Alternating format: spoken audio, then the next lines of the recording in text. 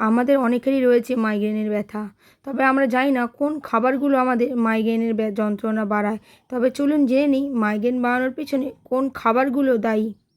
১. Chocolate. চকলেটে থাকা caffeine ও টায়রামিন migraine trigger করতে পারে। বেশি খেলে হঠাৎ মাথা ব্যথা শুরু হতে পারে।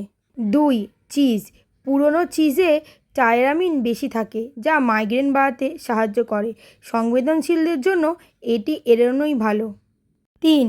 কফি। অতিরিক্ত কফি মাইগ্রেন বাড়াতে পারে এবং হঠাৎ বন্ধ করলেও ব্যথা হতে পারে, তাই পরিমিত মাত্রায় খাওয়া জরুরি। ৪. প্রসেস মাংস। এতে থাকা প্রিজারভেটিভ মাইগ্রেনের কারণ হতে পারে। নিয়মিত খেলে মাথা ব্যথার ঝুঁকি বাড়ে।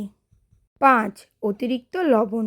বেশি লবণ শরীরের জলধারণ বাড়ায়, যা মাইগ্রেন ট্রিগার করতে পারে, তাই লবণ কম খাওয়াই ভালো। ৬. Fast food. ফাস্ট ফুডে অতিরিক্ত তেল, লবণ ও কেমিক্যাল থাকে।